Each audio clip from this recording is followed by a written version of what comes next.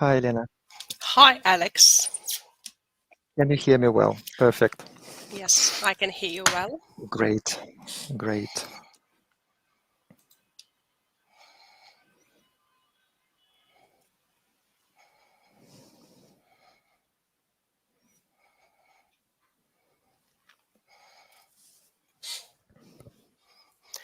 Hello, everyone. Nice to see you all. Can you put a plot if you can see and hear as well with Alex? Thanks. Hello, hello. Yes, perfect. Right. Great. While we are waiting for the other people to join, can you put the city where you are from? That would be great to see.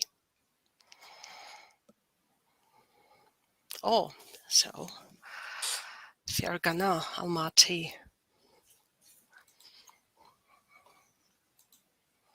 Okay, Yerevan, Samarkand, Nur Sultan. Okay.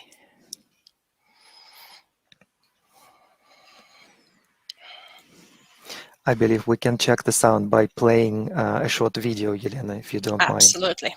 Great, Alex.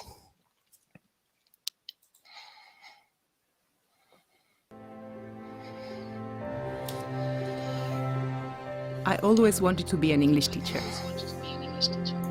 People remember the teachers that meant something to them, that inspired them, that saw them for who they could be, recognized their potential, and helped them reach it. Becoming that teacher is who I want to be. To motivate my students, to support their learning and help them reach their goals. Learning a language is an exciting journey, but it isn't straightforward. Every learner needs support and encouragement, and every learner is different. I wasn't sure I'd have the skills to help all my students succeed. My Cambridge English teaching qualification gave me the knowledge and confidence to teach English. It also provided me real-life teaching experience and the skills to be able to find the right approach for the different challenges students face day to day. There are times when learning English can be challenging. I understand. I've been there too. The practical skills and knowledge I gained from taking a teaching qualification helped me to understand how my students learn English, how I can help them overcome their challenges, and keep them motivated throughout their learning journey.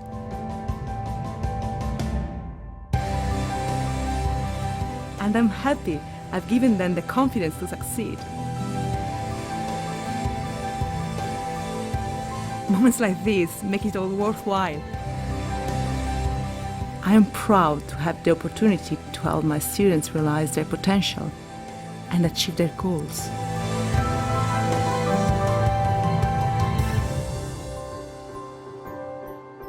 Become the teacher you want to be.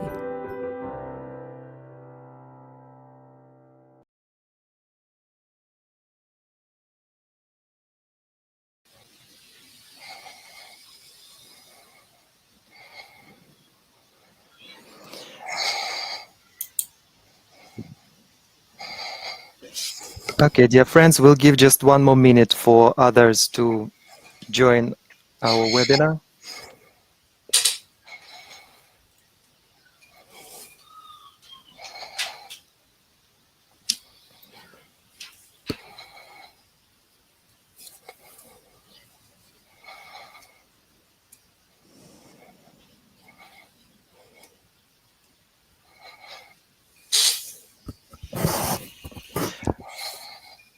Okay, it's 2 p.m. in Moscow, and I believe it's high time to start. And we would like to start with a few words on housekeeping. So, first of all, we hope that you have no troubles with your internet connection. If you are running several programs, have several tabs open in your browser. To avoid any technical issues, we recommend to close them. And you may also want to unplug any devices you are not wanting to use for the next 2 hours. If the video appears fuzzy or the sound quality drops, you may need to refresh or try another browser. We strongly recommend using Chrome, but Firefox is also a very good alternative. If you have any questions, please be sure to type them either in the chat box or, which is more preferable, in the question box, which is in the upper right corner, so that we do not miss anything. Please be advised that this session is recorded, and we'll be happy to share all the materials with you early next week. Thank you once again for joining us today, and I'm giving floor to Yelena now. I'm not sure whether our presenter is here. Anna, if you can hear us well, please go on air. Hello, Alexander. Yeah. Hi, Anna. So very nice to hear, to see you at least, well, To virtually. Great. So, hi everyone, and welcome to our webinar organized by Cambridge University Press and Assessment. And as always, thank you all for taking the time to join. You'll leave this webinar feeling ready to pass a TKT Module 1. So we hope that our webinar will help you to build your confidence and to get an internationally recognized qualification. Whether you are a new teacher or you have just lots of years of experience, TKT is ideal for people who need to prove their teaching knowledge with a globally recognized certificate. So, who and what will help us today? So we have prepared some magic tools for TKT preparation, and we will share all the links in the follow-up letter after this webinar, alongside with the recording and a certificate of attendance. There is also a great chance, don't miss it, to get a free book on ALT methodology. Please, please, please check your emails, fill in the form, and you'll receive one digibook from the Cambridge University Press and Assessment. Please also join our Telegram channel to get all the links to the TKT materials today, and I'll share the link in our chat box later. And now, please meet Anna Kashcheeva, a highly experienced Cambridge teacher trainer who will be your TKT wizard today. Enjoy the session. Thank you very much, Elena. Yeah. So hello, everyone. Thanks for inviting me to run this course, the series of events for you, TKT related. So I'm sure it'll be fun. And please be as active participants as possible, right? Because that's how you can benefit from that. Yeah, I'll be asking a lot of questions, so please respond to them. So my first question is going to be about your background. Yeah. So Yelena has just mentioned that I'm experienced teacher trainer. So yes, exactly. I've been running CELTA, Delta, TKT courses for many years already. So I've been working for many different private schools and teacher training centers. As you can see here, there are some prompts there. Yeah, I've worked with different types of classes and different students, like young learners, adult learners, with the focus on developing just general English skills, yeah, or exam preparation classes and so on. So have a look at the prompts and type in the chat box what your background is like, what you do. I can see quite a few answers already. Thank you very much. Yeah. Okay, TKT Model 3, or maybe 3 models, you mean? Yeah, that's a good plan. And that's why, obviously, you are here getting some tips to prepare. Yeah, an English teacher, university or schools. I can see private schools and state schools. Very good. Okay, I'm very happy to see you all here. Well, not to see, but at least to hear. Yeah, to see your responses in the chat. Yeah, great. Private. Secondary school teachers. Interesting. Adult learners, young learners. A future teacher. Oh, that's awesome. That's very good. That's very inspiring. Okay. Adults, yeah, different types of age groups and type of schools you work for. A teacher trainer as well. Wow, that's amazing. Okay, hopefully we'll have a high level of motivation here during the webinar. Yeah, it's a 3-day event, and I'm just inviting you to continue that right after today. Yeah. And we can stay in touch, of course, yeah, beyond the course. Amazing. Right. Okay. So you see why I am asking this question. Yeah. First of all, of course, I want a kind of icebreaker to run. Yeah. That's the first thing that comes to mind.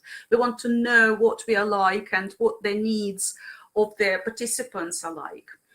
Secondly, it's about introducing TKT, because TKT is a very good resource. Yeah, it's not only a test as it is, yeah, but we can use it as a nice tool to focus on our teaching skills, yeah, and develop them properly. And I'll be talking about the relevance of TKT for teachers of different types of background, yeah, whatever your knowledge is like.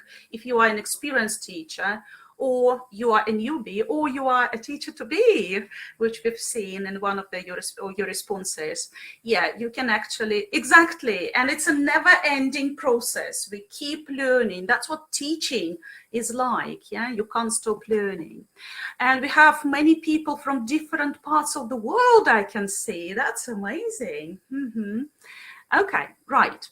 So we have quite a lot of teachers who work with young learners and adult learners, but nobody has mentioned something specific, like those of you who worked with exam classes, yeah?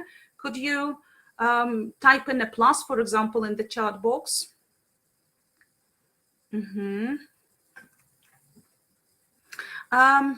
you have a problem with the sound, I think you need to re-enter the room. I can't help you much. Yeah, ESP teacher, thank you very much. IELTS preparation, that's amazing. Yeah, yeah. Primary and secondary teachers, of course, we work with exam classes. At least there is an external examination. Yeah, yeah. Wiley, you see, oh, amazing. Yeah. Okay, I also, it hasn't, yeah, I see. Okay, Latin. What do you mean, Latin? You mean Latin and English, I guess, right? Yeah, business English. Oh, that's amazing, you see? So we can get examples from different spheres. That's very important, yeah? From all walks of life. That's amazing. And I also saw some subject teachers, and now Khalil appears here, and ESP, of course. There is an overlap in between terms.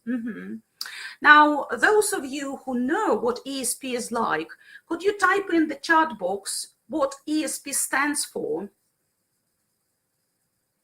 English.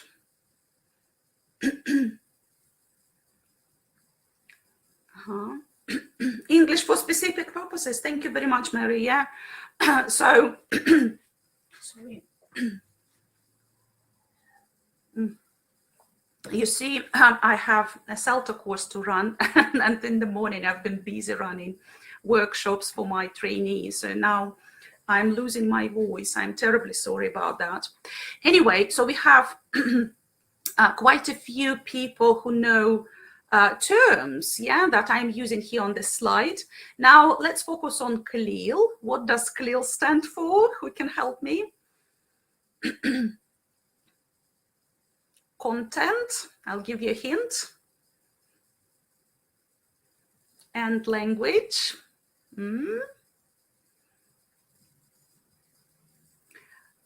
Content and language integrated learning, yeah, because there is L at the end. You're absolutely right, Akhnazar. Yeah, great, awesome. Yeah, so I can see we have a lot of knowledgeable people here with plenty of experience, yeah, in different areas related to teaching. That's amazing. That's going to help. So the aims of our first webinar will be to give you an overview what TKT is like. That's the first thing. Yeah, then we'll talk about the formats, yeah, of core modules, first of all. some requirements and procedures in general, yeah, and we'll be revising them tomorrow and the day after tomorrow. But we'll also focus on the first module, of course, today. So just to remind you what Cambridge Assessment in English is like, yeah, and why we recommend taking courses like TKT and preparing for them, yeah, because the certificates, the qualification is widely recognized, and obviously you can upgrade, yeah, your qualifications there, showing your future employers how well qualified you are and knowledgeable you are, which skills you have got, and so on. So that's quite obvious.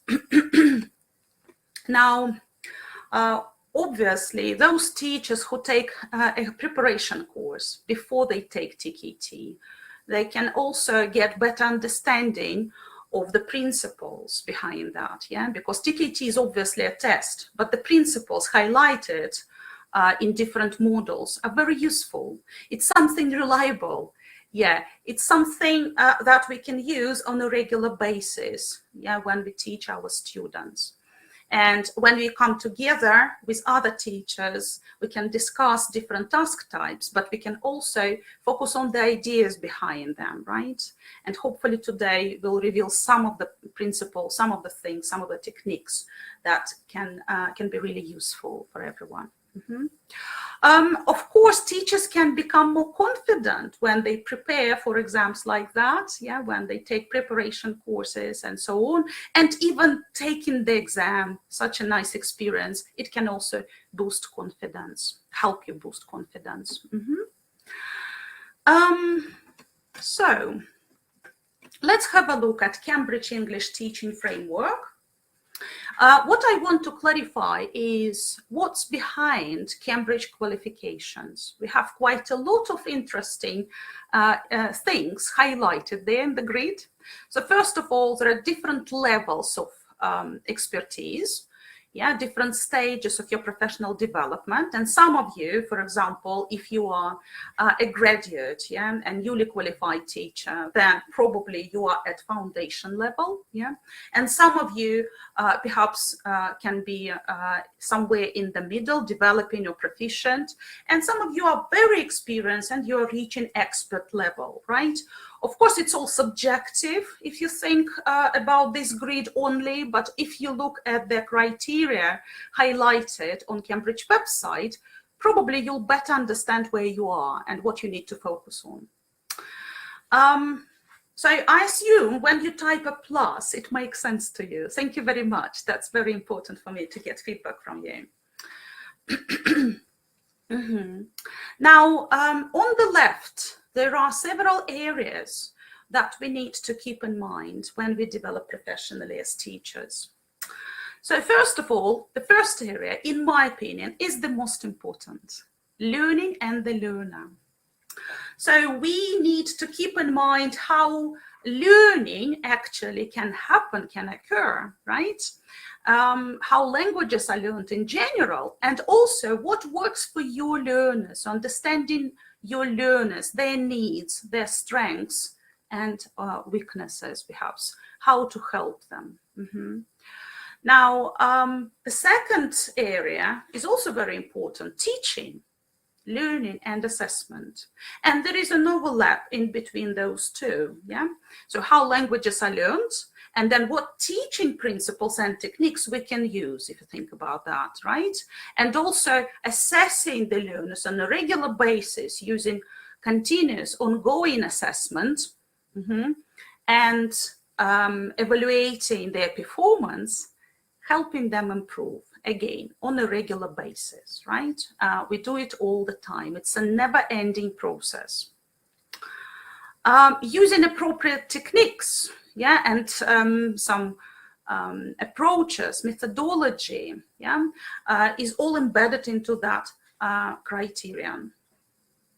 And that's why TKT is very helpful, because the first module, yeah, will raise your awareness of different approaches, different methods that we can use, for example, for running lessons on skills, or for clarifying language. So we'll talk about test-teach-test approach, for example, or task-based learning, yeah, and we'll also talk about how to exploit texts a little bit, so which makes teaching criterion very important, of course, for TKT. Now, language ability is something that perhaps you can say, I can use English, yeah, I can speak English, I'm fluent, yeah, or whatever whatever descriptions you can use, yeah, about yourself as a language speaker. And obviously, when you run your lessons, you rely on your language ability. Right. And then there is a similar thing, language awareness, language knowledge and language awareness. And again, there is an overlap in between your language ability and language awareness, because quite often when you use the language, you know the principles behind that, some rules, yeah, underlying principles.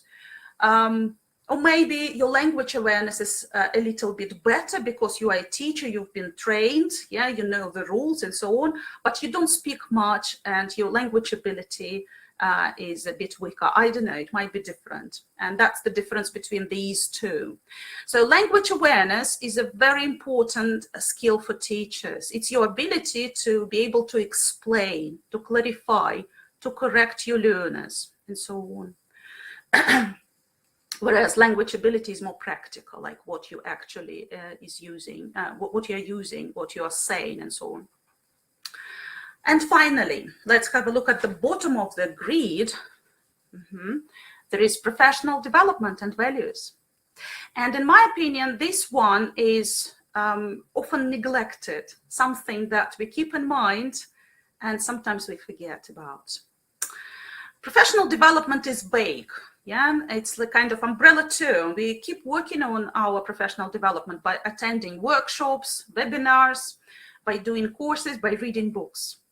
But if you do it mechanically, ticking like the box says, I've attended this webinar, okay, I can take TKT, I'm ready. It doesn't make much sense, in my opinion, because what is important is to reflect on your experience, to identify your strengths and weaknesses, to look critically at what you can do and what is still challenging for you. And that's why I'm showing you this grid, so that you can actually think what you are good at and perhaps what areas you need to focus on in the future. Okay, so I can see we have a couple of technical issues related to the sound. So could you please type in a plus if you can hear me well?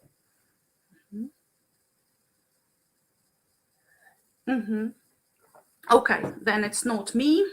That's good.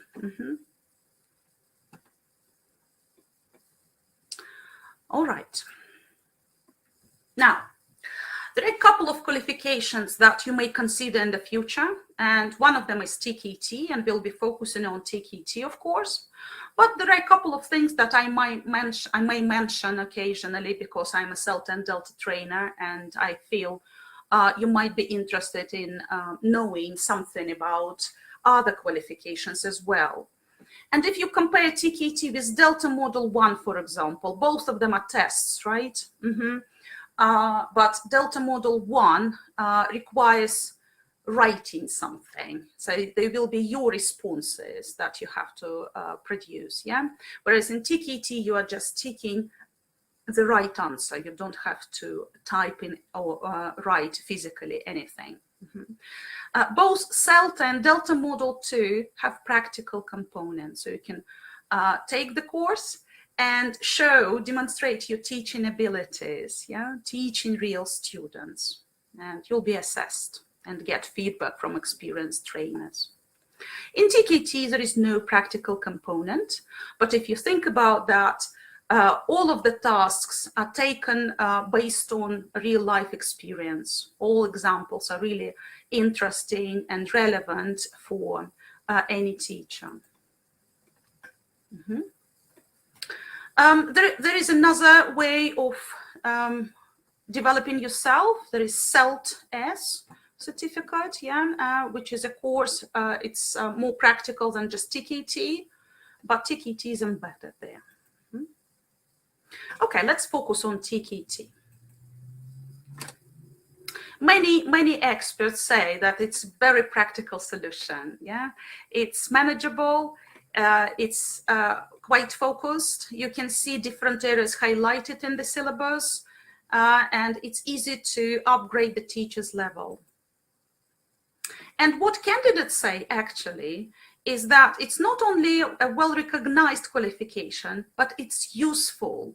Yeah, it helped me reflect. I became a better teacher, and so on. So I'll give you a moment to look at their comments.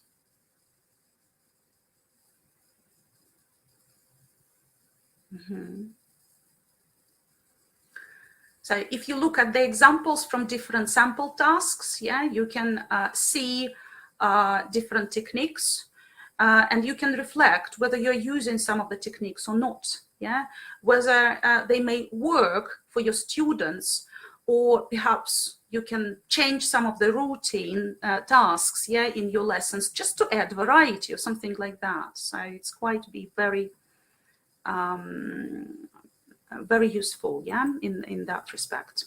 Now, if you work for a school and you want help your teachers develop, yeah, again, there are many benefits. So this slide is about the institution perspective on using TKT preparation courses. So if you are a senior manager, yeah, a senior teacher, or an assistant director of studies, something like that, then probably you can help, you can have a look, yeah, and it'll make sense to you.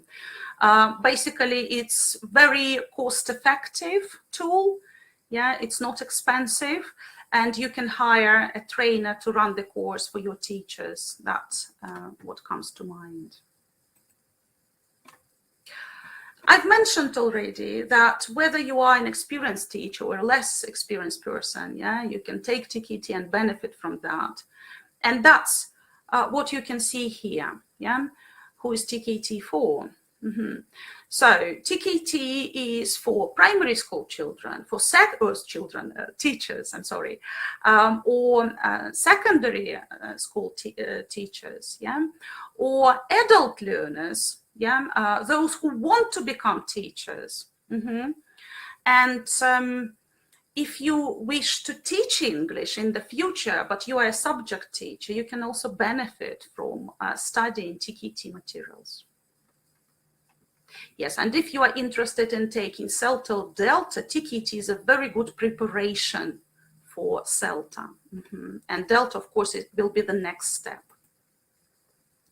Now, in any TKT model, and we'll be talking about model by model, yeah, so today we are focusing on model 1, but the structure is the same for other models as well, yeah.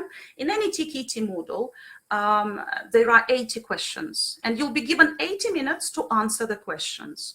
So basically, it's kind of automatic. If you know the answers, you just answer them right away without wasting your time.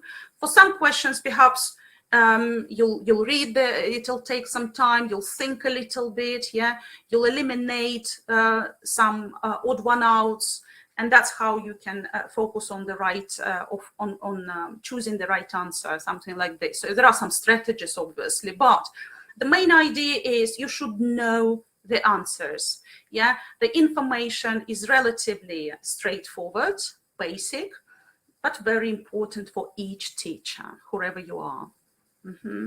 Yeah.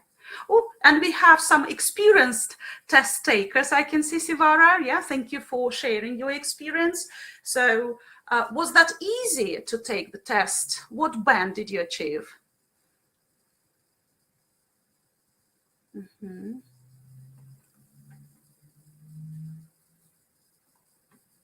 Okay. I'll keep talking when I see your response. Yeah, we can chat a little bit about that. Okay. All in all, in TKT, there are 5 models. And you can earn a certificate separately for each model. Yeah? Or you can take only one model and get one certificate and be happy about that. Yeah, yeah, exactly. So what you're saying in the chat box, yeah, I totally agree. Band 3, band 4, yeah, okay, well done. Yes, we'll talk about the level, and you are right about B1 level.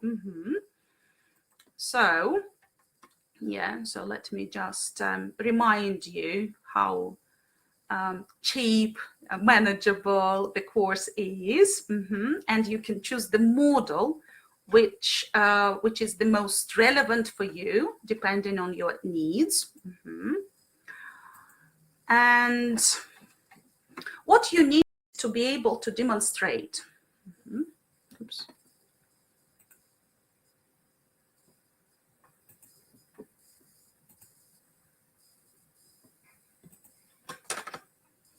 Okay, I've got a technical problem, it seems. I'm sorry.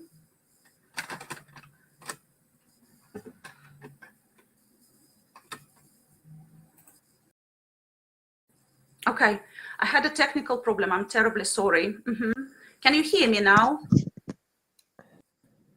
Anna, just let me know which particular slide you need for now. No, that's okay. That's the good one. That's the one I'm using. Okay. Yeah. I clicked the wrong button, yeah, by changing the slide. I'm sorry about that. Or I might have lost the internet connection for a second. Yeah, there was a delay.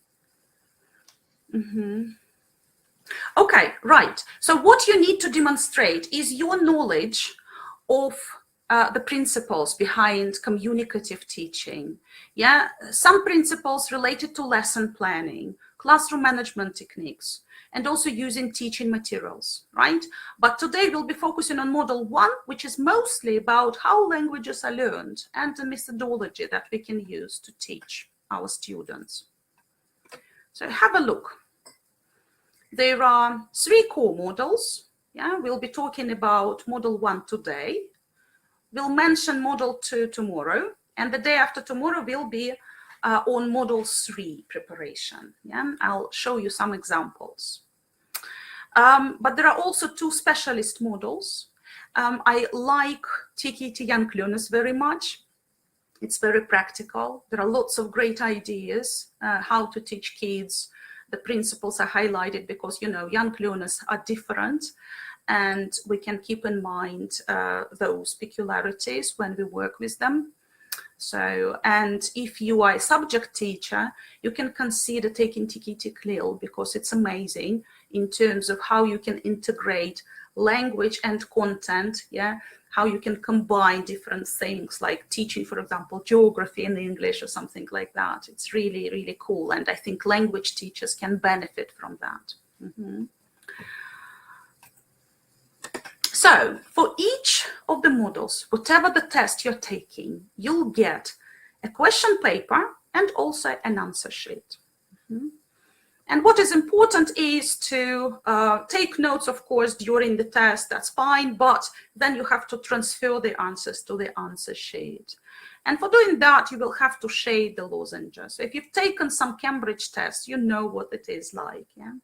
But as you can see, they're not giving you too much space. So you won't have to produce any of your own responses. You'll be just choosing the right answer in each case. So how you can prepare for TKT? Yeah, let's create a kind of plan. First of all, find out as much as possible about the test. That's what you're doing right now. You've attended this webinar, and I'll help you become aware of some of the things that are behind that. Yeah. Secondly, you can go online, yeah, and you have already received the link to Cambridge website where you can see all the information about all TKT models. You can also find sample papers and the handbook. Then you can also find the link to the exam center and some contact details so that you can choose the date and register for the test. And when you've got this goal set, yeah, it's easier because you'll be motivated to explore all the task types and areas. Then you can download some of the resources. I've mentioned a few, yeah, so let me highlight the most important ones. The Handbook for Teachers. There is one handbook for all 3 modules, and you can find the sample papers for all of them and the descriptions. There is a glossary, which is called TKT Glossary, obviously, and also you can find some sample papers online. So different tests that you can take to become aware of the task types, because in the handbook you can see only one. Some other useful materials that I can recommend are the following. Those of you who's got already perhaps TKT Course book, that's a very good source. And I would say it's the starting point, yeah, of your research. First, you can refer to different chapters, read the information presented there, and then you do some sample tasks and activities. They're really, really good. And there is also an electronic course, yeah, electronic course book if you want. Yeah, some materials, some available resources you can use. Again, go to the website. You can see the link Yelena is sharing right now, and you can find their online course, TKT preparation course there. There are a couple of other sources you can use. One of the books I usually recommend is books by Jeremy Harmer and Jim Scrivener. You can find some other sources by the same authors or different authors, but basically we are interested in essential teacher knowledge, in teaching English or learning teaching, things like that. Those are the titles that you might be looking for if you want to read more, to do more thorough research. And here you've got a list of some useful books on methodology. So apart from those that I have shown on the previous slide, Scrivener has produced actually quite a lot of different books, and all of them are fascinating, like Classroom Management Techniques, well recommended read, yeah, or Harmer, for example, The Practice of English Language Teaching is a very good base book, yeah, something that you can start with, yeah, by trying to understand what teaching principles are likely to be and what to rely on. Of course, TKT is not only about methodology, it's about language awareness as well. So to focus on your language awareness, you can use these books. And perhaps for TKT level, I would recommend Parrott, Murphy, Swan, Practical English Usage, things like that. For those of you who are well aware of what language is like, how different things are working, like discourse management and so on, perhaps you can focus on Scott Thornberry's book about language or some other sources I'm showing you here. Okay, so let's go back to our horses, yeah? So what we've been talking about TKT models, right? So probably you still remember that there are 80 questions and 80 minutes given for that. But now on this slide, I'm showing you the task types. So you can take a paper-based exam, and there will be different types of tasks like matching, multiple choice, yeah? And sometimes in the rubric, you can see not, which makes it odd one out, technically speaking, yeah? But it will look like multiple choice or matching. So it's quite important to, and there will be online tests in the future, Yelena is saying. That's amazing, that's really promising. It will be easier to register and take the test. Okay, now, having taken the test, yeah, you are just, you have to wait for the results to come and you'll receive a certificate. You can't fail the test, good news, right? But you'll be awarded a band, yeah? On the certificate, you will see, for example, band 3, yeah? You've mentioned that you've achieved, for example, band 3 in some of the modules. That means that you have a broad and deep knowledge of the content areas. If it was module 1, That you're well aware, it means that you're well aware of the principles, how languages are learned. Yeah, something like that. I agree that it is well organized. Yes, true. And then if you have limited knowledge, yeah, then you'll be awarded band 1, but still you'll receive the certificate, which is a good achievement. So the deeper your knowledge, the better understanding of the principles, and if you can cope with time management issues, then you're likely to be awarded band 4. Now, what can be done to prepare for the test, technically speaking, right? So if you work with an experienced trainer, perhaps there will be an element of pre-testing you. And that's what I do. I occasionally ask you questions like, do you know this? Tell me what this stands for. Yeah, so pre-testing is a key component because that's how we can identify our students' needs. And we do the same with teachers when we work with teachers, right? Then there will be an element of brushing up on your knowledge, refreshing some of the things, revising some terminology, and then, of course, focusing on different task types. Because, you know, I've just mentioned there will be matching and multiple choice, and I've said that there is something challenging about not in the instructions, but without trying it out, yeah, it's hard to imagine what it is like. So sample tests are important. And then again, remember, evaluation, reflection can help you develop further because you know what you need to reread, redo, and study a little bit further. So what knowledge do teachers need, guys? Could you help me? Because, you know, I've been teaching for ages. I've already forgotten. What knowledge do we need to be equipped with? Could you help me? Use the chat box. I would like to hear from you.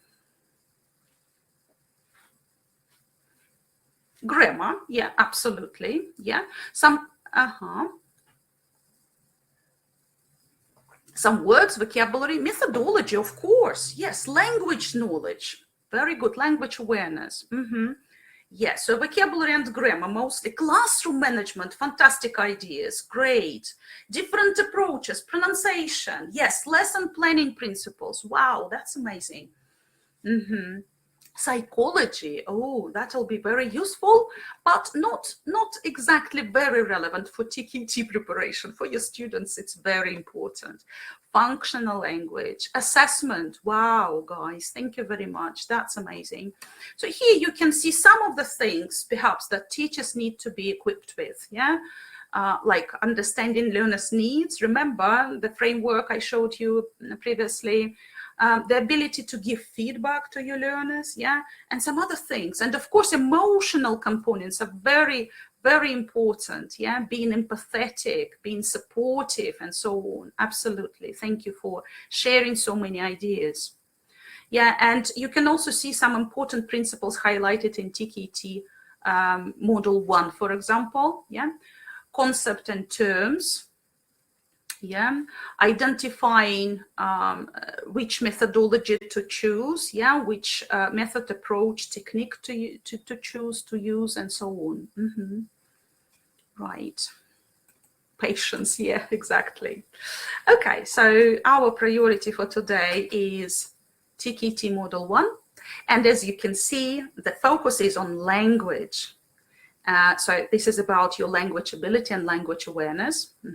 So if your language ability is already B1 and higher, that's good enough for TKT. If we talk about language background, yeah, then it's about what learning experience we already have, yeah, your students have. Yeah, are they just beginners, or perhaps they're false beginners and then they have some previous knowledge? Yeah, are you relying on that knowledge, or you are running your lessons assuming they know nothing, using them as empty mugs, yeah, pouring knowledge into them, right? So those are the principles you are relying on. So in the first model, there is a huge emphasis on terminology and concepts related to English teaching.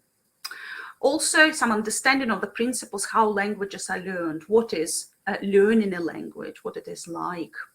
And then, of course, the choices, the options in terms of techniques and methodologies we can use in our lessons. So as you can see, I'm also highlighting the task types that I mentioned previously. So we are sort of revising a little bit. Yeah, it's like a spiral. I'm adding information gradually so that you can remember everything. So by looking at this slide, could you tell me how much time is given for answering each question? Exactly, Daria, only 1 minute. So it should be, yeah, very clear from the very beginning. And if you know the answer, you just choose the right one and move on, because there will be some challenging questions and you'll take some time to think. Okay, so the first module. So what shall we focus on? Describing language. What language is like, grammar, vocabulary, things like that. What skills, yeah? Or maybe background to language learning or teaching. So let's have a look what I've prepared for you. Let's focus on language skills first. So use the chat box and type in the language skills that you know. What exactly language skills that we usually plan our lessons for? Writing, absolutely right. Reading, great. Yes, okay, Anna has just revealed all the skills. Well done. How can we subdivide these skills? Yes, you've mentioned all of them. How can we subdivide them? There are 2 types of skills, yeah? What are they like? Productive and receptive. Awesome. Yeah, you're well prepared. And let's focus on systems. Yeah, sometimes we run a lesson like on skills, for example, developing reading skills. Yeah, and sometimes our priority is to help students understand some language. Yeah, and quite often it's a combination if you run longer lessons, especially. Yeah, but in terms of systems, what can we focus on? Yeah, vocabulary I've seen. What else? Grammar, very good. Something else, I have more boxes. Ovals, yeah, phonology, great, yes. Pronunciation, absolutely right, this is it, yeah. But we can also focus on functional language, yeah. And by functional language, we mean useful lexical chunks we can use, yeah, in different situations. We'll talk about that a bit later. And yes, we can focus on collocations, of course, and we can use blended learning, yeah, but that's not our priority right now. Right, so have a look. Yeah, if we focus on gist reading, do we run a lesson on skills or systems? Use your ideas and type in the chat box. Skills, yeah, makes sense, yeah. Okay, and if, let me choose something else. If we focus on word formation, will it be skills or systems?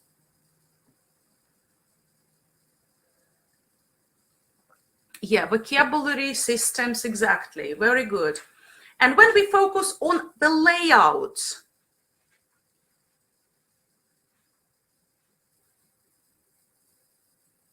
yes, it'll be writing, of course, yeah? And one of the sub-skills is to clarify the features of the layout of a particular genre, right? And yeah, that's what we can use. And when we use authentic texts, will the lesson be on skills or systems? What do you think?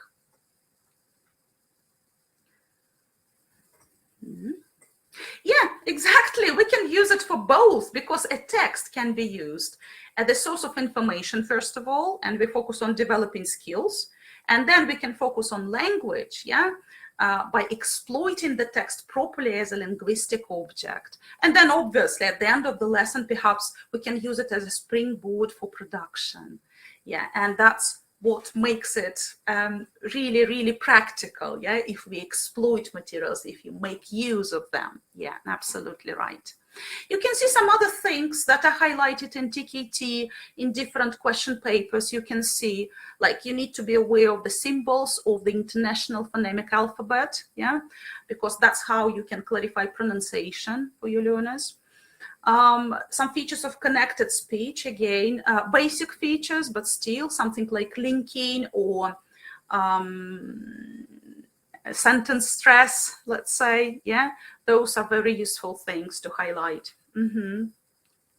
And then fluency-based activity versus accuracy-based activity. So you need to be aware of those.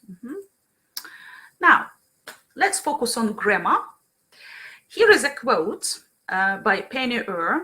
By the way, she's a very good author, and I would like to recommend the book, which is called English Language Teaching, for you who are interested in reading some great tips for teachers, because Penny Earl is really, really experienced.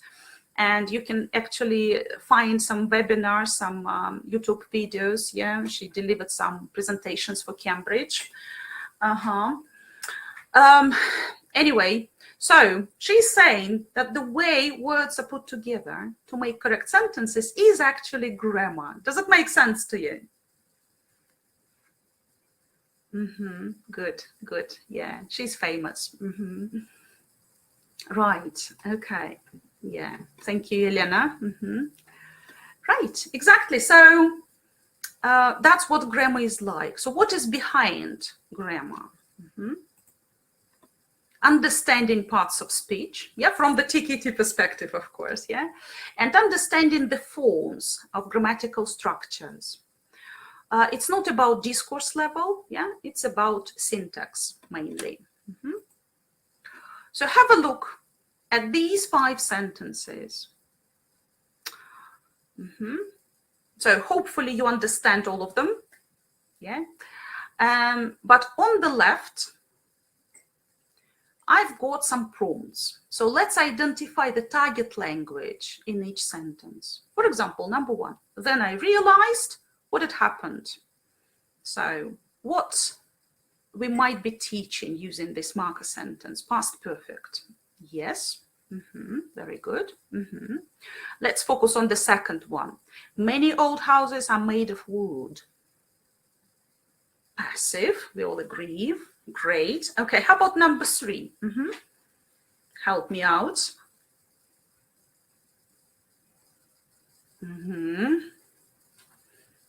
Yeah, the present perfect. Yeah, the present perfect simple in this case, right? Very good. Yeah, for talking about experiences. Number 4 is a gerund, absolutely right. So some verb patterns are highlighted, like plus ing. Very good. And finally, number 5, who can give me an answer? Yes, reported speech. Awesome. So we've just done a matching task. Yeah. So one of TKT tasks might be as simple as that. You are given some structures, yeah, and you are given marker sentences. Or you might be given marker sentences and some options with the structures, yeah, the name of those, and you will have to identify which is which. So quite easy, right? So here I'm showing you the answers. Just make sure you've got the same ideas. Very good. Yeah, we are on the same page then. Now, let's focus on phonology and pick up a task related to phonology.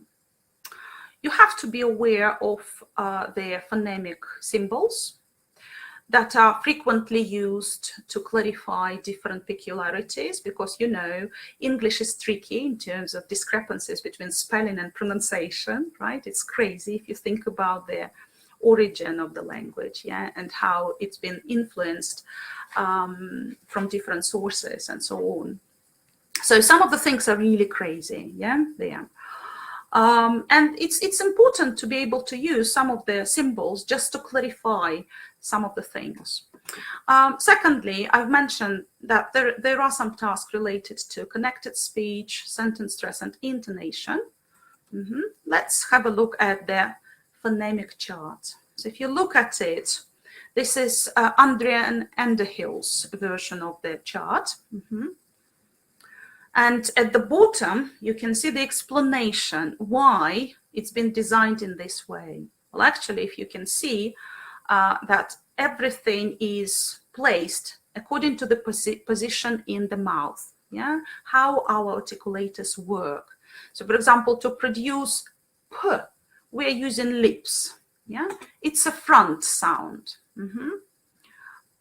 Whereas if you want to say, let's say, yeah, it will be produced by the back, the articulators at the back of the mouth, something like this.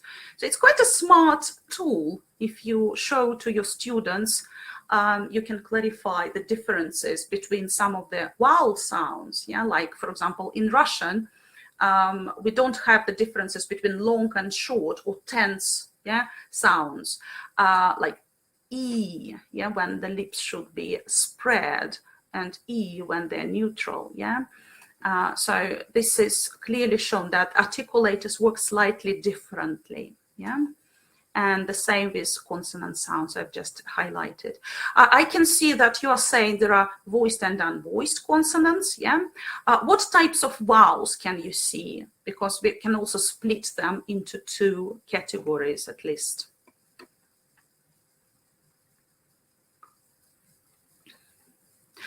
Yeah, so I prefer tense instead of saying short, because you know the length of the vowel might depend on the place in a sentence, phrase, and so on. But yeah, that's a simple way of putting them. But also monophthongs and exactly, Saida, absolutely. That's what I wanted to hear. Very good. Okay, have a look at this slide. In each box, you can see a set of words, and they have something in common. Now, let's have a look at the first box together. Literature, paper, comfortable. What do they have in common? Absolutely right, Daria. Yes, the first syllable is stressed. How about the second box?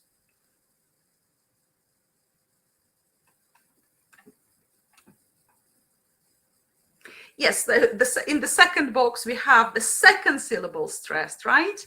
And then obviously the next one will be the third syllable stressed. Do I have them highlighted? Yeah. And then the final or the fourth syllable stressed.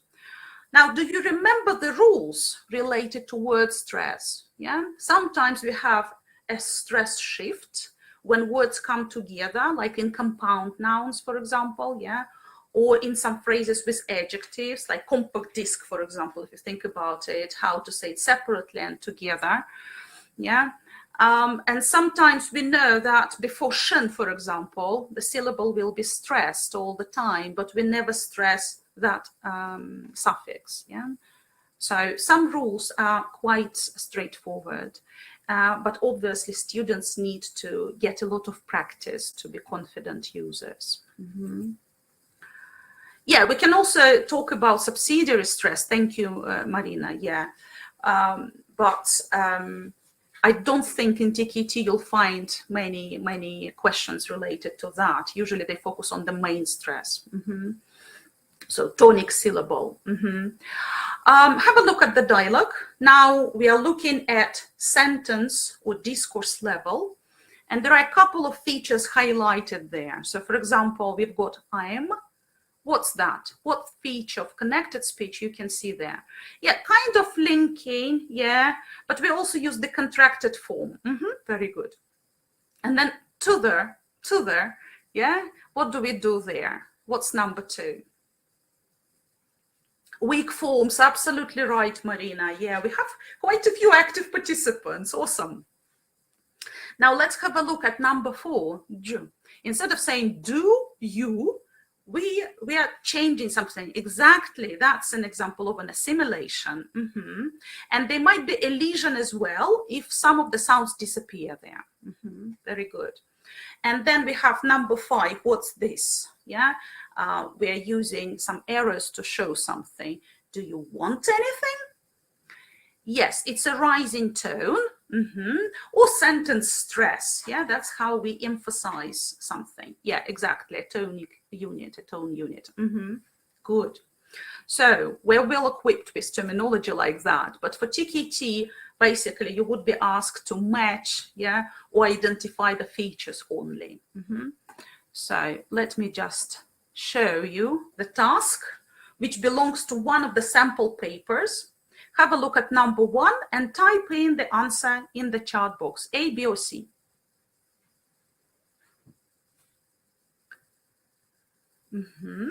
Daria is really fast, and many of you agree with her.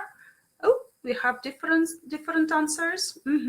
So the word is place. P-L-A-C. Yeah, so four names. One is a diphthong, of course, but we don't count it as 2 different syllables. Okay, number 2 then. Do we say butcher? I can see some bees. Why is that? Is it a butcher? Really? No, we say butcher, actually. Okay. And how about number 3 then?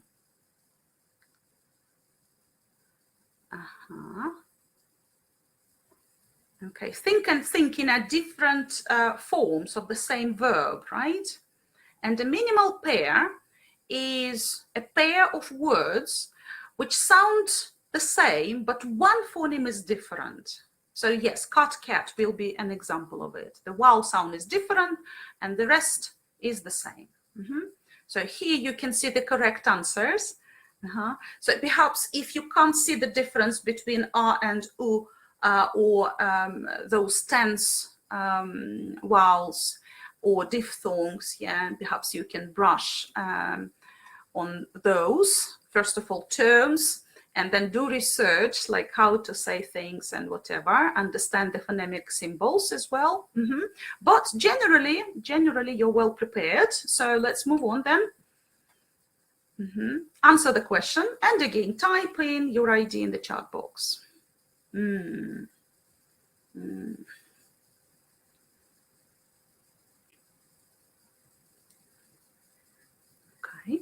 take some time to read.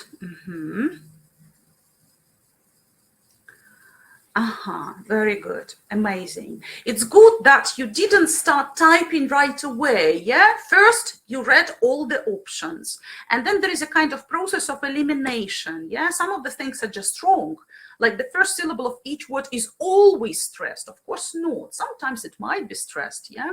Structural words are never stressed, but how about emphatic constructions? We can do, right? So just an example of that. And then, of course, content words are usually stressed. That's true. Yeah. And we are choosing C.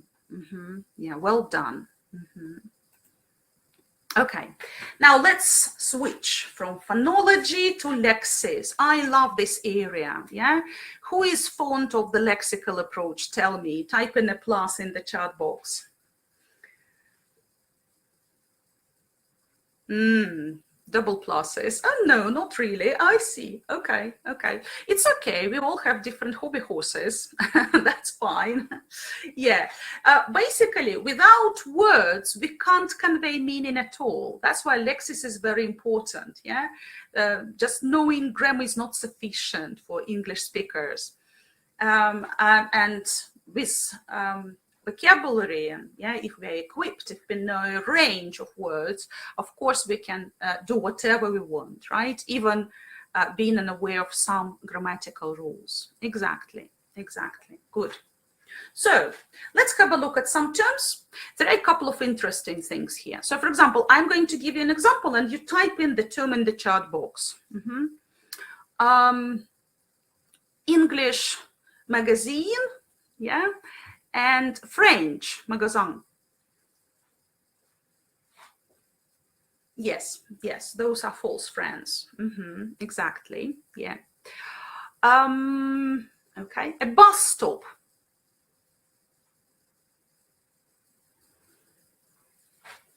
It's a compound noun, very good. Bus and stop come together and produce a new unit, yeah. Compounds, very good. Okay. Run out of.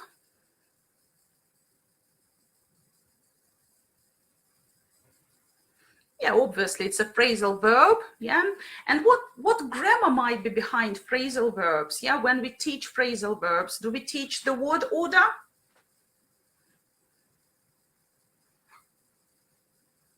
Well, actually, it might be important because some phrasal verbs require an object, yeah, and if they do, they might be either separable or non-separable, right?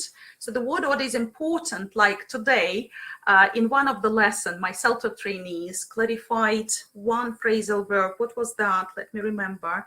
Plug it in, yeah, and she drilled plug it in several times to reinforce learning that it should appear between the verb and the particle, right? So it's very important. Right, okay. How about I and I? What are they?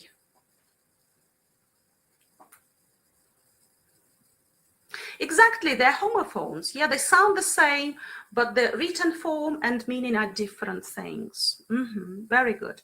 Okay, some of the things might be basic. Yeah, I can see you're well aware of the terminology.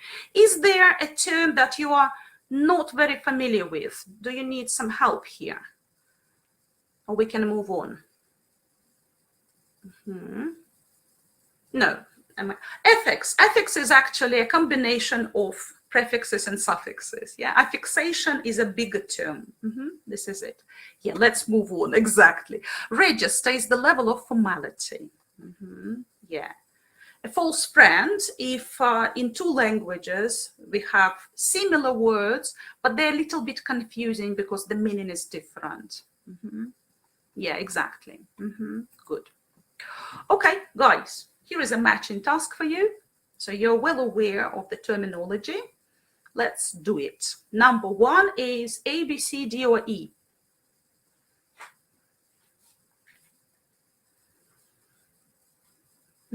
Very good. 1B, well identified, really fast, well done. I can see 2B2, it can't be so. 2D, yes, absolutely, they're synonyms. A nice lexical set.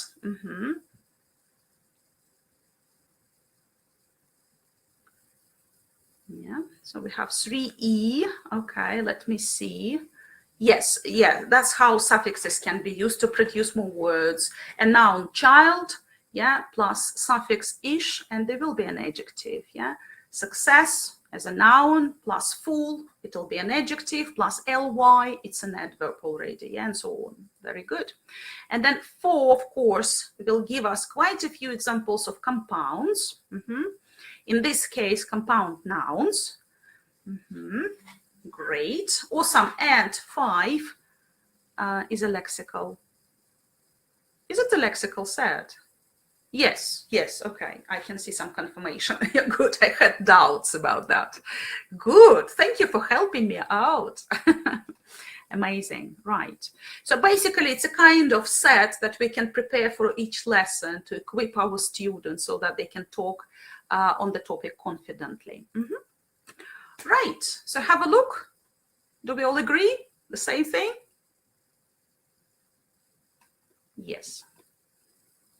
Nicely done. Well done, you all. Now let's have a look at a tricky question. Please take some time. Don't be too fast. Don't rush into typing.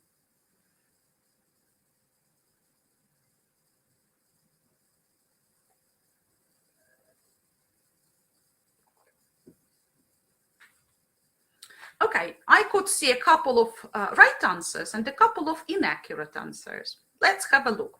So first, difficult. Yeah, we use difficult as a pre-modifier of the noun question. Obviously, it's an adjective. Yeah, a difficult question. Now, I am sure. Of course, sure is an adjective. We use it with the verb to be. It's part of the predicate, but it's an adjective. But then, done it right, do it how? Yeah. Right is an adverb in this case. And of course, the form is confusing because we can use right as an adjective here. But here it's an adverb. And we have an odd one out task. That's one of the examples. Which of them is not an adjective, right? So quite often we can see some challenging questions. So if you see not, be particularly careful. Good. Yes, I'm just confirming, right? Very good. And, oops, why do I have to? Right, and now let's have a look at functional language. Now, when we talk about functions in general, usually we define them using ing descriptors. Yeah, for example, apologizing. So you can say, I'm sorry. Yeah, pardon. Yeah, what else we can use?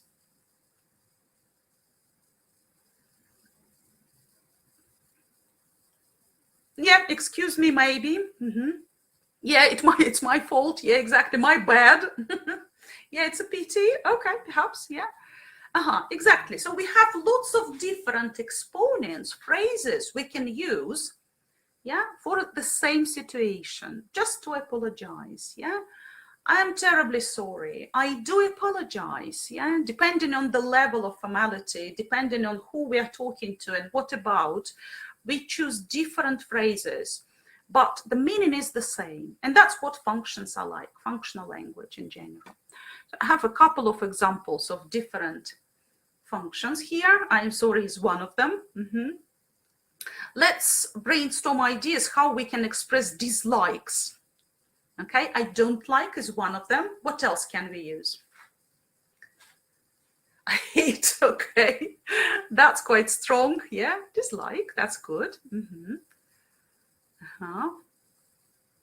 Okay, it's not my cup of tea, yeah. Idiomatic, yeah. Right, I can't stand, very good. I can't bear, fantastic. Great ideas, yeah.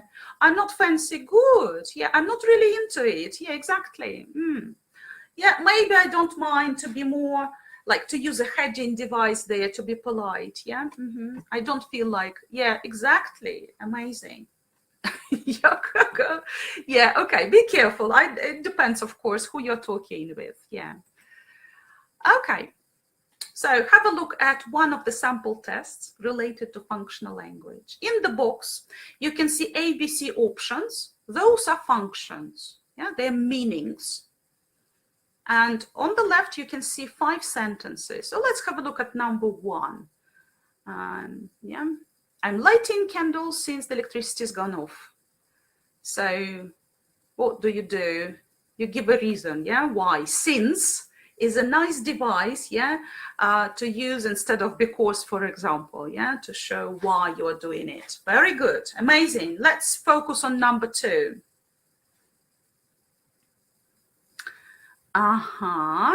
It's a kind of condition, exactly. So we have a conditional sentence, and if you recognize the patterns, yeah, it'll be easy to spot. Good.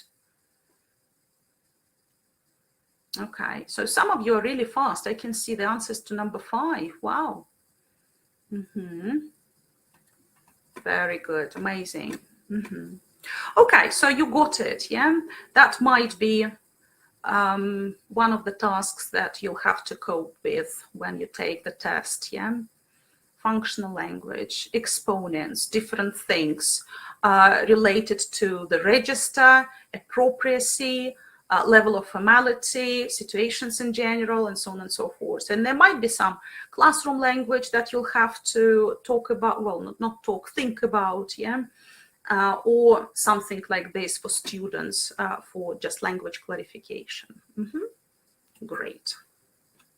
Okay, so let's go back to the language skills.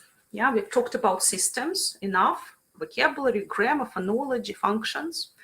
Now skills. How we actually work on different skills. Here, I am showing you a word cloud with different terms related to skill development. So I'll pick up one and you type in which skill it is about. Note taking. So is it speaking, writing, listening, or reading? Yes, it is writing. Well, it can be actually listening too. I agree. Yeah, quite often when we listen to a lecture, yeah, we take notes. Both of them are involved. Yeah, so we can talk about integrating skills. Yeah, that's a good point. Now let's focus on inferring attitude. What's that about?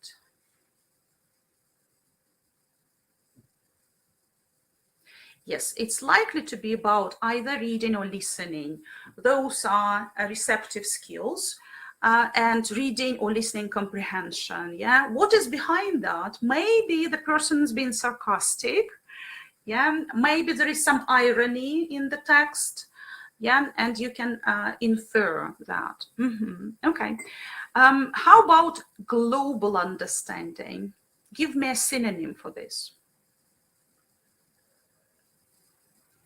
Yeah, it's about reading or listening. Yeah, and we can also mention gist, yeah, or skimming, yeah, and they're highlighted here too.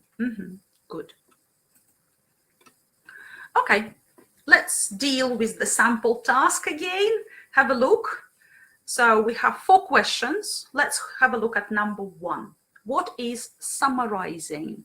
Well, first of all, if it is reading or writing, yeah, and secondly, choose the option A, B, C.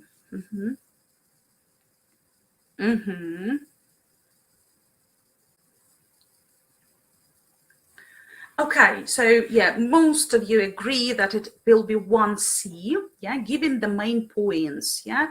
So it's sort of extracting the most important idea and then putting things together in a concise form. Yeah, exactly. Very good. Let's move to number 2.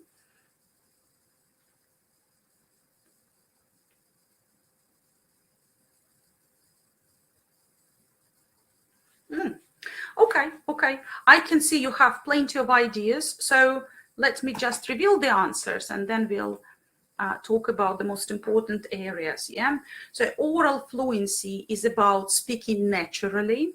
So if you ask your students to make a sentence using the first conditional, will be it speaking for fluency.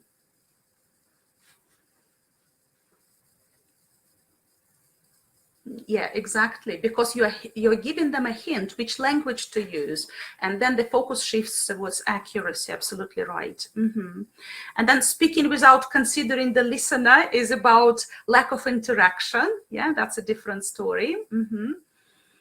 Speaking without making mistakes, well, it's good, obviously, but when we are tired, for example, like I'm really tired right now, yeah, after all the input sessions and observing my trainees in the morning, but I can still speak fluently, right?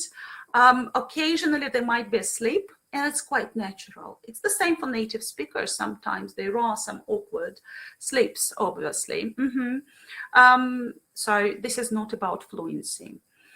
And creating an atmosphere of some kind of mutual respect, yeah, building rapport with your students, helping them feel at ease will contribute to fluency, of course. Okay, let's have a look at number 3. So I think you had the same answers, yeah. Memorizing is about testing students, right? So have a look at the text, yeah. In like 5 minutes, I'll ask you to retell it. Yeah, and they'll have to remember as much as possible. But that's not a reading skill. Yeah, perhaps you're doing that because you want to help them focus on accuracy, on some particular structures from the text, or maybe ideas.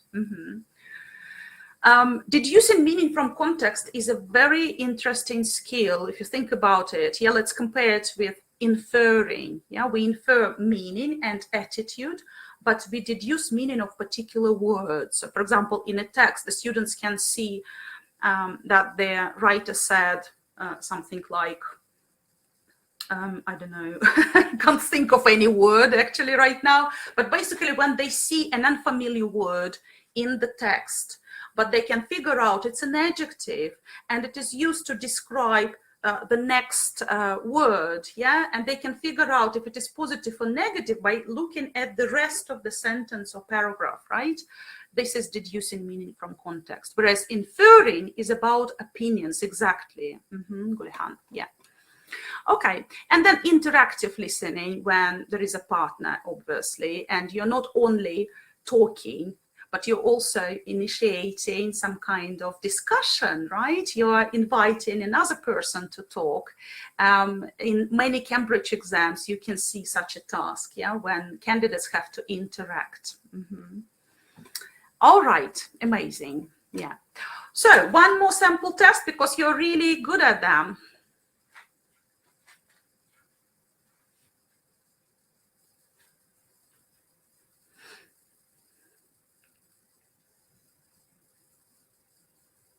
Well, I'm afraid it's not paraphrasing because it's about a different skill. Paraphrasing is speaking. But if you don't know a word, you try to deduce meaning from context. I've just clarified that. That's reading. Exactly. It's about using linguistic clues. Yeah. So when you see a task, first of all, identify what you have to focus on, if it is skills or systems, and then what particular skill, receptive or productive, and then you'll be able to figure out the right answer. Very good. Okay. Yeah, we all agree now. Okay. So in Model 1, we can also see some questions related to motivational theories, different types of techniques, presentation techniques, for example, types of activities. So basically some kind of background knowledge so that we can put it into action, yeah? Planning our lessons and then delivering them efficiently. And behind that, there are a couple of things that we can talk about right now. So, you are obviously language learners. You know English well. I can see from your responses. Now, you also know your first language, yeah, which it might be Russian or might be something else, yeah. So what are the differences between how you learned your first language and English? Any ideas? Yes, more natural ways, of course, when you acquire the first language, yeah? And then different types of methods, yeah, when you start learning consciously, yeah, like, for example, when you go to school and start learning English, exactly. Yeah, there is some kind of automatic thing there, yeah, or some people call it language acquisition device. So we sort of get things easily relying on our background knowledge of other languages. Yeah. Also, we can nick ideas from the people around us. Exactly. So there is this natural process of copying. Sometimes kids are like copycats. Yeah. They copy things without understanding what they're saying. Yeah. There is this. Absolutely. Yeah. Imitation. Very good. Amazing.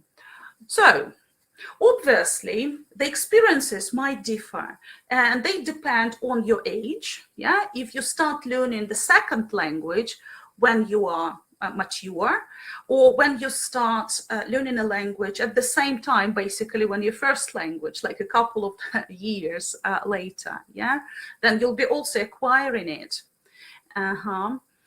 The more mature you are, the more cognitively you might be involved in the learning process.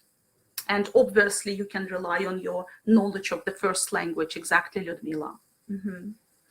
And then we have different attitudes. Yeah. So some people think, well, languages are awesome. I just want to learn another one. It helps greatly. And some people say, oh, my parents told me to learn a language. Why do I need it, right? So their motivation is low. We also can consider different contexts, how people can learn different things. Yeah, like for example, when I was a child, well, we used mostly grammar translation method in my school. Yeah, but I started learning English slightly earlier, before school, and it was a kind of play group. Yeah, so we played different games, activities, and it was a lot more natural there, right? So different type of experiences can affect the way we learn. Yeah. Yeah. Usually the second language, of course, is learned more cognitively. You're more involved. You know some strategies. Exactly. Yeah, I think we are going to share the presentation after the webinar, so don't worry about that. Now let's have a look at the sample test related to background knowledge about how languages are learned. I'll give you a moment to read. Number 1.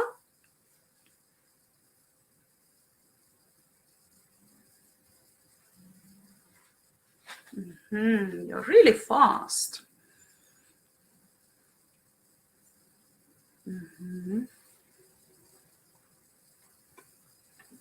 Elton John, wow, good to see famous people here.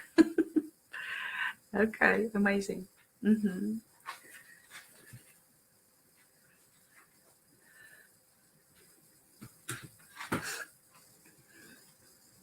Okay, I'll give you a moment to think about all of them.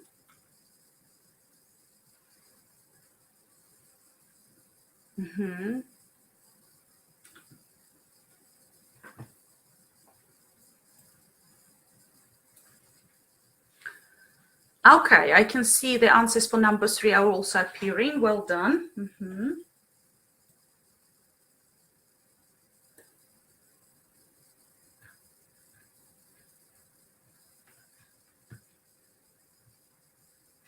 Yeah, I'm just checking how many slides I've got to use.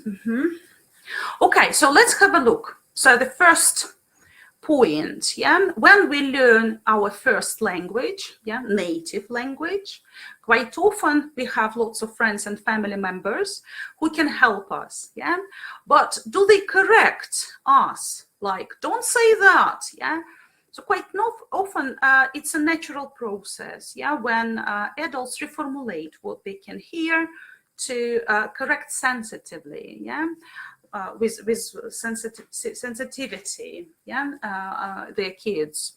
And the focus is on meaning. So if it's clear, like the child wants some water, they won't be saying, no, water is uncountable, don't say air water, something like this. So this is unnatural. So which is why, of course, we are selecting B, for number 1. Absolutely right. I can see quite a lot of them. Elvira, thank you. Just reformulate, exactly. So we are saying it accurately. Oh, you want some water? Here it is. So you respond naturally to their needs. However, of course, sometimes we can use some discussions and correct our kids, right?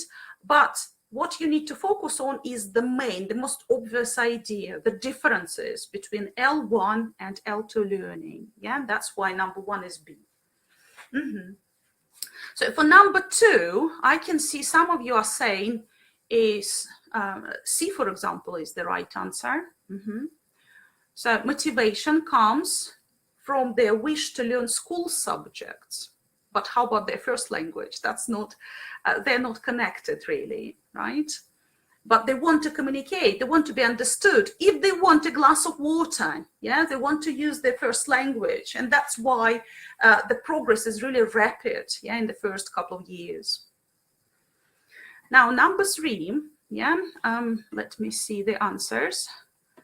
So we've got the correct answers. Well done. So we're on the same page. Exactly. So quite often we forget that when we start learning a new language, we need to build confidence first of all.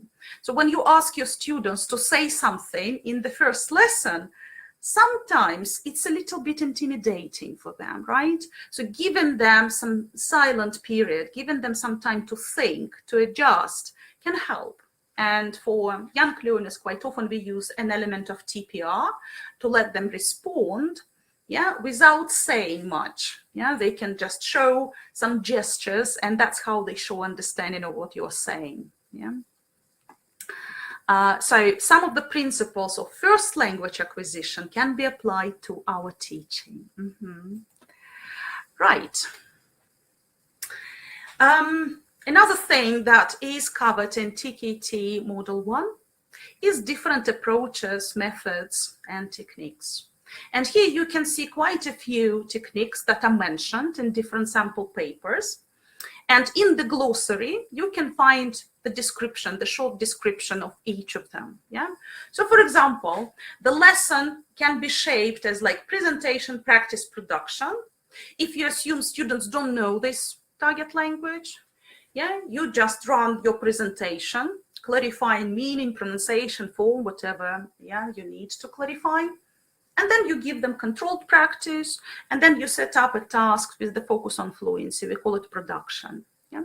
That's quite a natural progression of stages in a lesson. So we can compare PPP with TTT.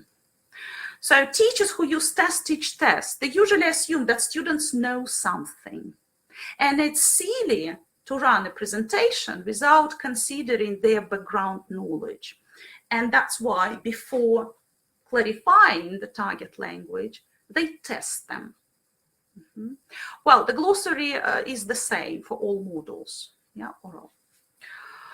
So test first, then clarification stage, which is called teach, which is similar to presentation, but it's likely to be more concise, more relevant for your students, because you've assessed them, you know what their gaps in knowledge are like. And then, of course, giving them more practice, which are called tests in that case. Now, if you work with young learners, you'll be using an element of total physical response. For example, do you remember the chant or song of some kind, like Head and Shoulders? Yeah. And you ask your students to use different actions, gestures, movement, and so on. And they don't say much first. Yeah. They just use gestures. You can also use flashcards, exactly, chanting, and so on. Exactly, primary school children and pre-primary, yeah, preschoolers as well. However, of course, if you work with beginners, even adult learners can benefit from an element of TPR, if you think about it. Exactly, by moving, by using non-verbal communication, some kind of guessing games, yeah, or giving directions, and one student should be actually moving around the classroom while others are giving the directions where to move and so on, yeah, using maps, the same thing. So an element of physical response, as you see, it's quite self-explanatory, yeah. And also, I believe that we need to use various channels of information, yeah, to make our lessons memorable. Yeah, not only with children, exactly. Yeah, and of course, we can't use TPR to clarify, let's say, present perfect, for example, yeah, or some other abstract notions. But we can figure out some actions. Some of the objects can be used using TPR, and at the beginning of the course, I mean with initial course, yeah, it can be really useful. And again, remember, behind that there is the silent period that we need to give to our students to build confidence. Then yes, guided discovery is a very nice technique which can be used at the presentation or teach stage.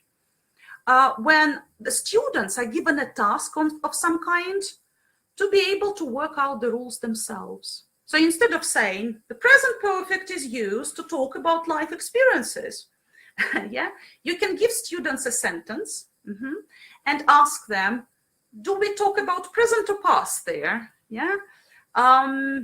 What is the verb that we use here? What's the form of the verb, for example? Yeah. And so on. So the questions will be designed based on what you want to clarify, but they are not answering your questions. They are working out the rules themselves without your help first. And then, of course, you can observe, you can see what they know, what they don't, what you need to clarify, things like that. Inductively, yes, exactly. Good. Now, what do you think we can use task-based learning for? Skills or systems?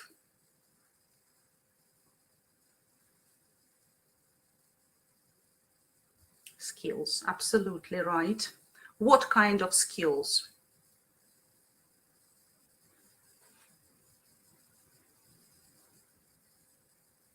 All 4 skills. Yeah, but TBL is designed to focus on productive skills. Yeah, those of you who are saying speaking, right. We often use TBL to develop speaking skills. So the idea is to create a task so that the students feel the need to use some language that they need to know at this stage or about to know it. Yeah, so they feel the need for that, then you give them input, and they're better equipped for that. But the idea is to prepare them for a productive activity. We haven't mentioned grammar translation. Yeah, do we all know what grammar translation is like? Is it always bad?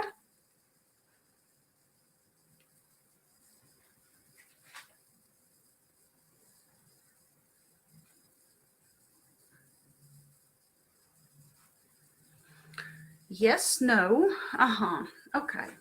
Yes, so in the past, obviously, when people used to teach Latin and Greek, those languages that are mostly used in written form, yeah, of course, grammar translation was very popular. At the moment, we are more using communicative methods, TBL type of approaches to focus on production, because that's how we can help our learners communicate in real life situations. However, some of the things in grammar translation are very useful. Yeah, one of the things we can rely on our L1. Yeah, and comparing some of the patterns can be really helpful.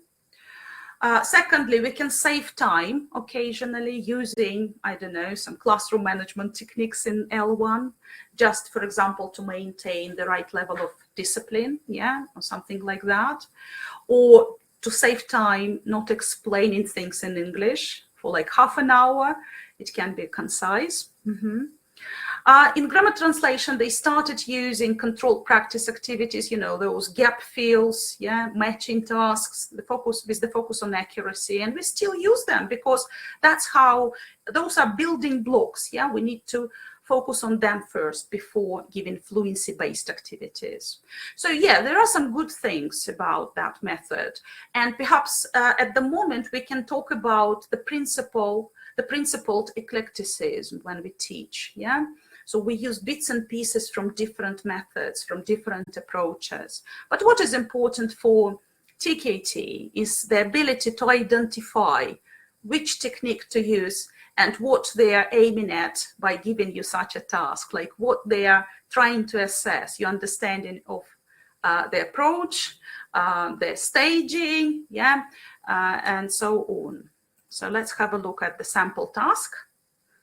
So there are 3 approaches given, and there is one preference from the learner, from the learner's perspective.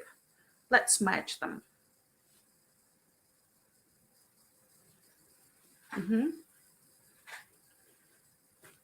Great, yeah. So lots of A's. Well, obviously you can see that I'm grading the tasks, yeah, slightly. First of all, just to fit one task onto a slide. And secondly, to make it easier to elicit the answers right away. During the test, you'll have to cope with like several pages, use many different activities of different kinds, some matching, some multiple choice tasks, and there will be 80 questions altogether. All right, so you're absolutely right about test each test. Yeah, if your learners are experienced already, well trained, perhaps they'll respond well to being tested first and then given some kind of clarification later on, especially if it is relevant, if you're answering their queries and so on. Have a look at one more. There is a classroom activity, but what's the task type? What's the focus?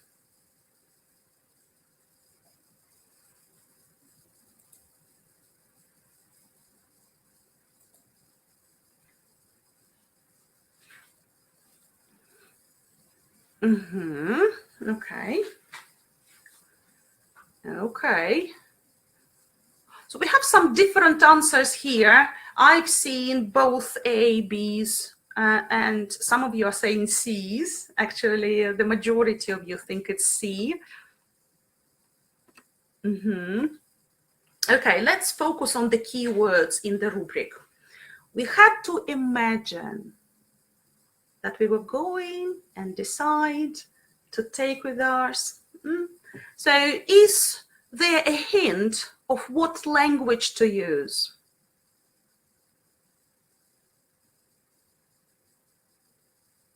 So if you're saying be, it means there will be something language related, like use, for example, go into structures. Yeah.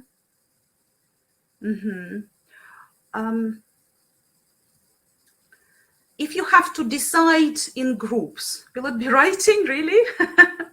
Perhaps it'll be talking, right? Discussing, negotiating. Yeah, they may use conditionals. Yeah, they may. Yeah, are they asked to use conditionals?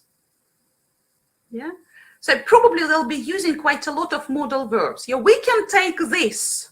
I think this is the most important. Yeah. Yeah, decide, exactly. So it's a fluency-based activity. Yeah, they're not given the target language to use. But probably if we use it at the end of the lesson, having clarified, like conditionals, for example, yeah, they'll be using them because the task presupposes using some conditional sentences, some modal verbs, and so on, speculating a little bit. What else can we do to prepare students for such an activity? Of course, you can focus on pronunciation, but what language do they need to be able to discuss? Let's brainstorm ideas. Which functions do they need? Lexical set, like things, yeah? Yeah, definitely. What else, functionally speaking? Agreeing, exactly. That's what we do, yeah? Like saying, you're absolutely right. Yeah, I also think so. Or, yes, but, yeah? And, yeah, contributing with another idea. So they will have to interact, they will have to develop their ideas, justifying their choice, perhaps like because, yeah? Yeah, and some vocabulary, of course. Yeah, you've mentioned that.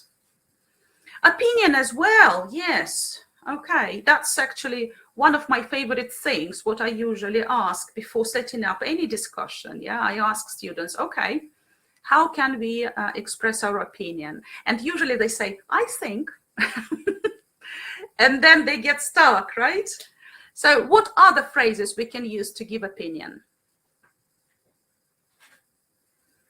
Yeah, I suppose perhaps. Yeah, if you ask me, very good. Yeah, I believe, okay. Think about some chunks that are not necessarily verb phrases. Maybe something else. Yeah, in my point of view, as far as I'm concerned, awesome. Yeah, that's a lot better. Yeah, great. Amazing. So having brainstormed phrases like that, yeah, they'll be better equipped. And of course, they'll be more fluent doing this task. Exactly. Awesome. Okay, let's move on. Here, I've got quite a challenging task, and I want to drink some water now. I'll take a pause and you think about how to match it.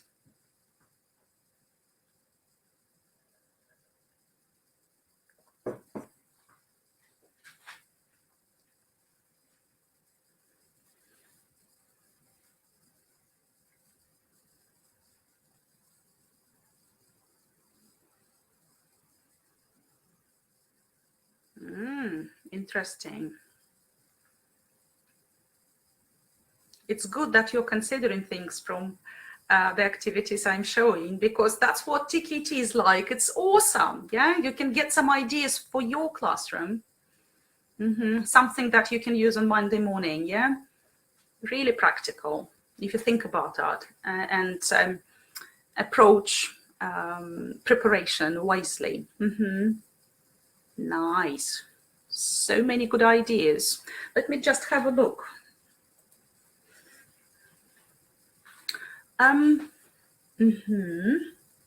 Well, think about two again. Right. Okay. Yeah, I've seen already the correct answers, but some of you have confused a couple of things here. Let's have a look. So at the start of the class, the teacher writes on the board What she hopes the learners will achieve in the lesson. What's that for? Yeah, obviously, it's about raising students' awareness of the aims of the lesson. Yeah, it's about learning strategies. It's about focusing on learner autonomy. Yeah, and remember, adult learners, especially adult learners, yeah, when they learn the second language, they're better equipped with different strategies. And they want to know why actually we're doing this or that, and you show them that. With young learners, it can be work as a kind of classroom management tool. Yeah, guys, we'll play a game at the end of the lesson, but first we'll have to focus on this and that. Yeah, signposting. Now, for number 2, some people are saying C. I'm quite surprised. Let's have a look. The teacher introduces a new topic by using situation from learners' own lives. Students' own lives. Those will be the key things. Own lives. Yeah, E, exactly. Personalizing. Yeah. Quite often we do that at the very beginning of the lesson, and then towards the end of the lesson, we also let students experiment with new language and use it related to them, yeah, so that they can create some kind of examples, memorable and useful. Okay, and then number 3, let me see. Again, we're choosing C. Sometimes, yeah, that's funny. Okay. The teacher gives only positive feedback. How can it encourage learner autonomy? I don't think so. Building confidence, exactly. That's about building confidence. Yeah, let's have a look at the answers. Yeah, so you can see the errors, and if it makes it clearer, yeah, on the right, yeah, at the bottom of the slide, you can see the answers highlighted. 4D, exactly. So we don't have an example how we can encourage learner autonomy, but remember the techniques I talked about previously. Which of them will be helpful in terms of developing learner autonomy? Remember, different approaches, techniques, methods. What do you think we can use to promote learner autonomy? PPP is very teacher-led, but there are some other techniques, yes, like guided discovery, for example, exactly. Great, absolutely right. Test, teach, test, actually, yes, TBL, yeah, there are different ways of approaching TBL, but yeah, mainly. Different games, yes, perhaps, if you delegate some responsibilities, if you ask stronger students to help weaker students, yeah, if you, exactly, very good, if you give them choices. Oh, fantastic, great ideas. Yeah, thank you very much for sharing. Okay, guys. Now, okay, I should have prepared a word cloud of some kind, but let's have a look at the types of tests, and I'll clarify different test types first. Now, quite often when you get new students, you give them a test to understand what they're like, what their level is likely to be. What do we call such a test? Yes, this is placement, yeah? So this is how we can choose the right group for our students. Now, at the beginning of the course, we want to confirm like what their level is likely to be, and tweak some of the activities that we've prepared and change some of the syllabus things, yeah? Diagnostic, exactly. Now, what we do in the middle of the course, what type of assessment we can use?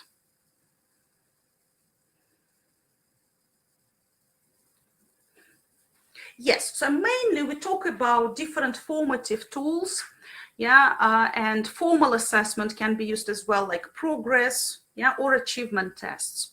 Which of them do we use at the end of the course?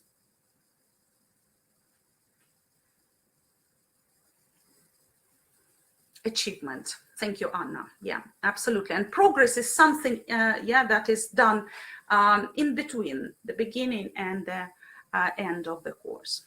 Okay, there is one term that we've got here in the book, subjective, right? Now, what type of tests? We can split them into objective and subjective tests, yeah?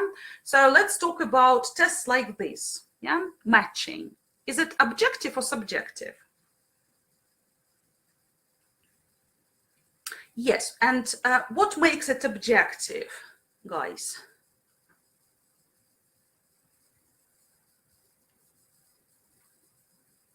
Yes, exactly. We know what to expect, yeah? There is an obvious correct answer here.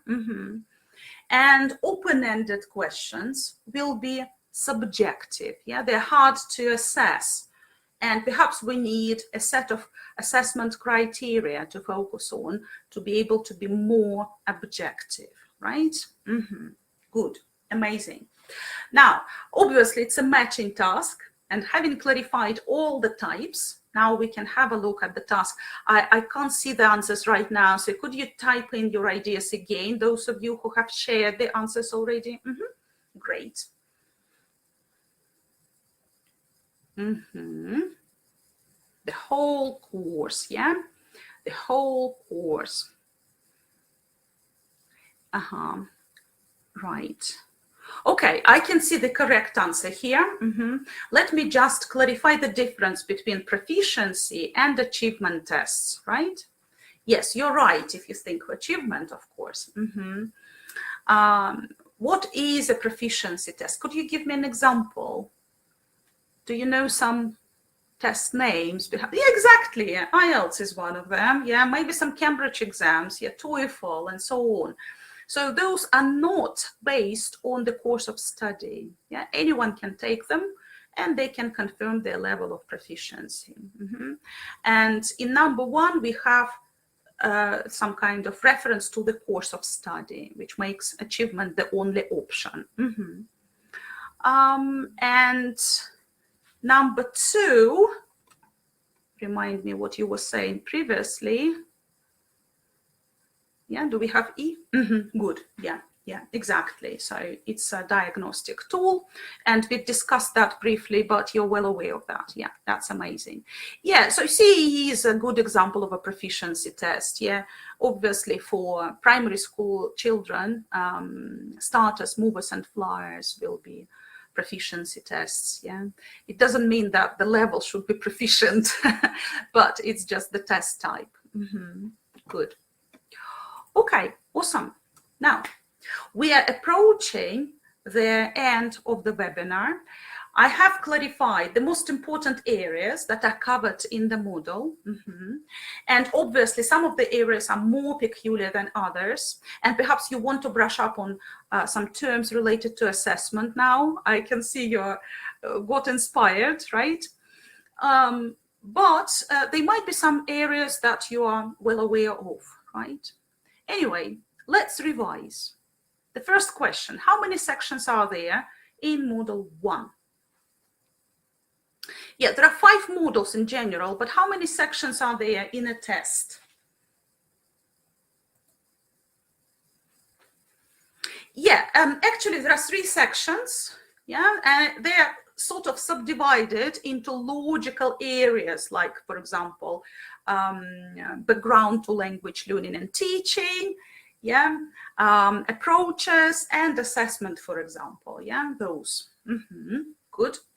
Okay, what do the 3 parts focus on? I've just mentioned. Oh my God, I've just revealed the answers. That's amazing. Yeah, but language as well. I've forgotten about language. Yeah, so language awareness is embedded there. You will have to use accurate terminology. Yeah, and obviously there will be some grammar related questions. For example, identifying different structures, part of speech, the way words should be pronounced and so on. Yes, exactly. Good, yeah. Motivational, yeah, we haven't talked about motivation much. Perhaps you know that motivation can be extrinsic and intrinsic, right? So if I like learning languages, what kind of motivation do I have? Intrinsic. And if my parents told me to take the test and now I'm here taking the course, Yeah, so it's likely to be extrinsic, yeah. And if I want to move to another country and it's an English-speaking country, what type of motivation do I have? Instrumental, fantastic, yeah, awesome. You can also talk about integrative motivation, yeah, if you want to integrate into that society as well, yeah. But usually, yeah, instrumental as a tool to start living there, absolutely, yeah, very good. Okay, how long is the test? Yes, 80 minutes, yeah, and there are 80 questions. Well done, you remember that. Now, a general question. Do you think it's manageable? Will you be able to take it and pass it with flying colors? Okay, amazing, yeah. Okay, right. So, do candidates write long answers? Yes, exactly. So there will be either multiple choice or matching questions. There will be some tricky questions, we call them odd one out.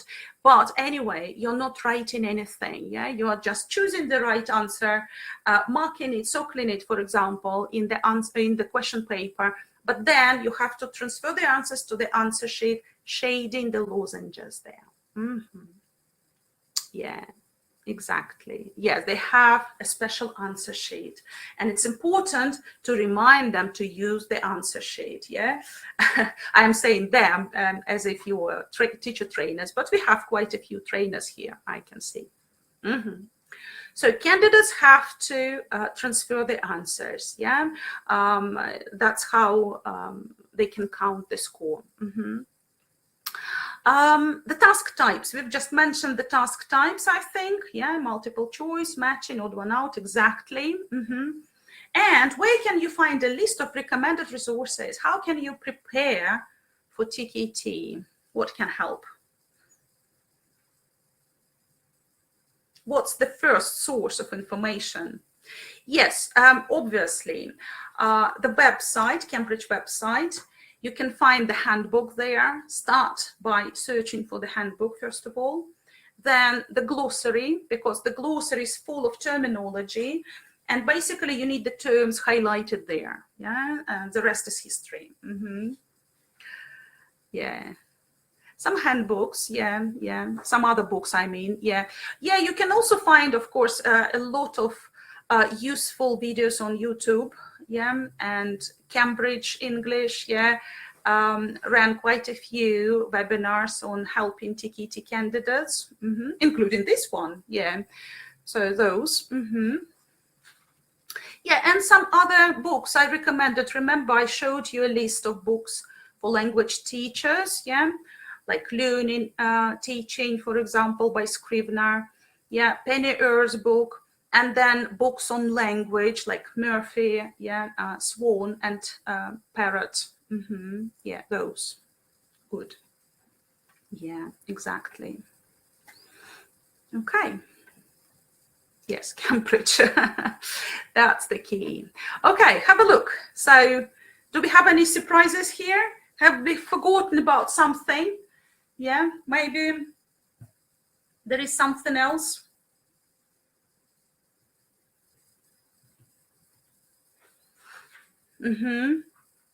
Yeah, the same things. Awesome. Yeah, okay. So if there are any questions, I'll be happy to answer. Let me have a look at their question box. Okay. Yeah.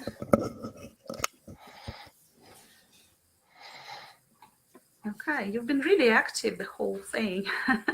Well done. Thank you very much. It's been amazing. 2 more resources you mentioned, some ebooks. Yelena, maybe you can give an example of a TKT online resource. So what we mentioned, the ebooks on methodology. So immediately after this webinar, you will receive a special form you need to fill in and actually choose 1 book out of 3. And later on, there will be a code for you to take this book with you. This is just a general book on methodology. Don't ask me the titles, I don't know yet. This is a great surprise for every participant of this webinar. That's amazing. Yeah, I could see Yes. a question about, oh my God, I've forgotten already, about the difference between icebreakers and something else. Can't see it right now. Yeah, you know, your responses appear so fast and then they disappear. Anyway, an icebreaker is an activity that you can use at the beginning of the course to break the ice, to build rapport with your students, to collect information about them, right? And then there are some similar activities we often use at the beginning of the following lessons, for example, warm-up activities, right? Or feelers that we need to use in between different activities when you see that the pace should be slightly slower or something of this kind, yeah, to add variety. Yeah, go ahead, ask questions, of course. That's why we are staying with you, of course. I'm also showing my email address. So if you want, you can drop me a line. Yeah. Yeah, warmers. Yeah, exactly. Okay, amazing. I think this is the first time I haven't overrun. Yeah, good timing. Thank you guys for your active participation. This is amazing.